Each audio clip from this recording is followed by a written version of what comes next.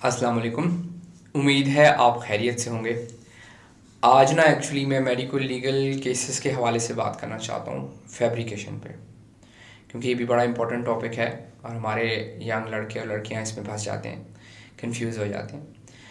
तो इसमें हम डिस्कस करेंगे कि बेसिकली फैब्रिकेशन होती क्या है, अगर आपने डिटेक्ट कर लिया है तो आपने करना क्या है उस टाइम पे, और आपने किसकी सुननी है और किसकी नहीं सुननी। शॉर्ट रखूँगा ताकि ज़्यादा लंबी बात ना हो सके और आप इसको समझ सकें। मज़ीद बात आप कमेंट्स प्लीज़ उसमें छोड़िएगा, तो अगर कन्फ्यूजन होगी तो मैं आपको पूरी कोशिश करूँगा एक्सप्लेन करने की।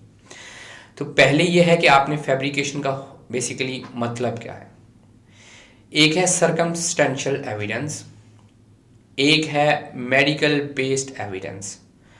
सर्कमस्टेंशियल एविडेंस के लिए पुलिस है, जाती है, गवाहों के बयान लेती है, देखती है फ़लाँ बंदा था नहीं था, आया वकूआ हुआ भी कि नहीं। अगर ये कह रहा है दरख्त से गिरा है तो दरख्त से ही गिरा है, दीवार से तो नहीं गिर गया। आप ये डिटेक्ट नहीं कर सकते कि पर्सन जो है वो दीवार से गिरा है, उसकी हड्डी टूट गई है, या वो दरख्त से गिरा है, उसकी हड्डी टूट गई है। आपका ये काम नहीं है, ये पुलिस का काम है। आपका काम है कि वो गिरा है, उसकी हड्डी टूटी है, कि वो उसको बिठाकर उसके नीचे ईंटें रख के ऊपर से डंडा मार के उसकी फ्रैक्चर किया गया। दोनों में डिफरेंस होगा, उसकी ब्रूजिंग की पोजीशन में डिफरेंस होगा। डंडा मारेंगे तो फ्रंट से होगा, और अगर वो गिरा होगा उसके पीछे बाजू के पीछे चोट लगी होगी तो ब्रूज पीछे होगा। तो डिफरेंट, मतलब मैं ये एक मिसाल मैं आपको दे रहा हूँ कि आपने इस बेस के ऊपर उसको फैब्रिकेट नॉन फैब्रिकेट करना है। क्योंकि डिस्पेंसर्स अक्सर आपको कंफ्यूज कर देते हैं कि सर हमने बाहर पता किया है, ऐसा तो कोई बात हुई नहीं। भैया हमारा मसला नहीं है कि बात हुई कि नहीं हुई, हमारा मसला है कि ज़ख्म सही है कि नहीं सही है। अगर वो कहता है मुझे ईंट मारी है और आपको छुरी का निशान नजर आ रहा है तो इट्स फैब्रिकेटेड। अब आपको पता लग गया कि ये फैब्रिकेटेड है। अब ऐसे जो मरीज़ होते हैं जिन्होंने फैब्रिकेशन कराई होती है, ख़ास तौर पे आपके डिस्पेंसर या इर्द गिर्द के किसी अस्पताल के अमले से कराई होती है, तो वो बड़े ही लीथल होते हैं। 4-5 लोग होंगे, बोली जाएंगे, और वो इंतज़ार कर रहे होंगे कि आप लिखें कि ये फैब्रिकेशन है और वो आपको छोड़े ना। ठीक है, जाहिर सी बात है आपको परेशानी होती है, रात के 12 बजे में 10 बंदे आपके सर पे खड़े हुए हैं।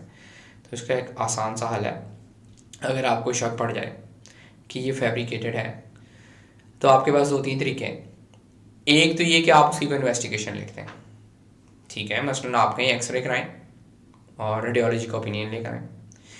एक है कि आपको लगता है कि ये नहीं पॉसिबल है, ऐसी सिचुएशन नहीं है, मसलन कोई सॉफ्ट है, तो आप उसका अल्ट्रासाउंड लिख दें और कहें कल आएँ फिर हम देखेंगे। और फैब्रिकेशन के ऊपर कुछ ना लिखें, लिख दें कि अवेटिंग है। ठीक है ना, क्योंकि आप फैब्रिकेशन तभी डिसाइड कर सकते हैं जबकि हर चीज़ आपके पास हो। डिस्पेंसर मजबूर करेगा, सर कुछ लिख दें, नॉन फैब्रिकेटेड है, नॉन फैब्रिकेटेड है। नो, जब तक आप फाइनल डिक्लेयर नहीं करते आप ये नहीं बता सकते कि पेशेंट की जो इंजरी है वो फैब्रिकेटेड है नॉन फैब्रिकेटेड है। क्योंकि हो सकता है जो एविडेंस मजीद आए उसमें आपका ख्याल गलत साबित हो जाए। रेडियोलॉजिस्ट ही कहते, सर्जन कहते। तो इसलिए आपने उस वक्त ओपिनियन नहीं देना, जो मर्जी आपको कहे, चाहे आपको सीओ कहे, जो मर्जी कहे। आपके पास जब तक फाइनल रिपोर्ट्स नहीं आ जाती आपने ना डिक्लेयर करनी है एमएलसी, शिकायत लगानी है, और ना आपने फैब्रिकेशन डिक्लेयर करनी है। ठीक है ना, आपने केईओ कर देना है और आपने कहना है जी के सब्जेक्ट टू इन्वेस्टिगेशन रिपोर्ट्स, कि जब वो आएंगी तो हम देखेंगे। एक और भी तरीका है, वो ये कि आप पेशेंट के कपड़े, क्लोथ्स, उसके बाल, कोई भी चीज़ जो आपको शक पड़े, ये सिर्फ पोस्टमार्टम में नहीं होता। लोग ये समझते हैं कि पोस्टमार्टम में होता है, सिर्फ पोस्टमार्टम में नहीं होता है। आप मेडिकल लीगल केसेस में भी भेज सकते हैं लेबॉर्ट्रीज को चीज़ें टेस्ट होने के लिए। आप फोरेंसिक वालों को उसके कपड़े भेज सकते हैं, ब्लड सैंपल्स भेज सकते हैं, आप उसके हेयर्स भेज सकते हैं, कुछ भी भेज सकते हैं आप, आपकी मर्ज़ी है, आप उसको भेज दें। तो वो क्या करेंगे कि उस आपकी एविडेंस चली जाएगी। आप पुलिस को जिस तरह पोस्टमार्टम में पैक कराते हैं, चीज़ें पैक कराएं, उनको रिसीव कराएं, उनसे कहें जाएं, जब इसकी रिपोर्ट्स आएंगी तो मैं बताऊंगा।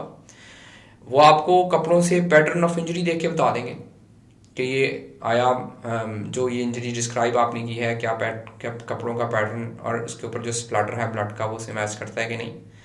ये वो तरीके हैं जिससे आप फौरी तौर पे बच सकते हैं। अगर आपको लगे कि ये मसला बहुत ख़राब हो गया है, वो लोग मेरी बात समझ सकते हैं जो कि रात को 12 बजे एमएलसी करने बैठे हों और बहुत सारे लोग उनके सर पे सवार हों। आप उस टाइम डाल दें, नेक्स्ट टाइम वो जब आएंगे ना तो उनके साथ इतने लोग नहीं होंगे, सेटलमेंट्स हो चुकी होंगी, नहीं भी होंगी तो केला बंदा ही आएगा, बार बार नहीं आएंगे, ठीक है। वेट किए बगैर एज क्विकली एज पॉसिबल उसको एमएलसी काटें, और ये जो सब्जेक्ट टू फर्दर इन्वेस्टिगेशन या पेंडिंग रिपोर्ट्स, इसके ऊपर डाल के फैब्रिकेशन भी और शिकों की डिक्लेरेशन भी पोस्टपोन कर दें। ज़िंदगी सुकून में हो जाएगी आपके। डिस्पेंसर को पता लग जाएगा आप इतनी आसान जो है ना वो नवाला नहीं है कि वो आपको निगल ले और खा जाए, ठीक है। तो ब्रेन यूज़ करें उस टाइम पे। और अगर आपको शक है कि ये फैब्रिकेटेड है तो जितना डिपार्टमेंट्स हो सके उनको इन्वॉल्व करें, सर्जन इन्वॉल्व करें, रेडियोलॉजिस्ट इन्वॉल्व करें, ठीक है। पैथोलॉजिस्ट को अगर कर लें अगर आपको लग रहा है, अगर आपको है तो पंजाब फोरेंसिक जो एजेंसी है उसको कर लें। आप जितनी ज़्यादा एविडेंस इकट्ठी करेंगे, जितने ज़्यादा लोगों के ओपिनियन लेंगे, उतनी आप पर इंक्वायरी कम होगी।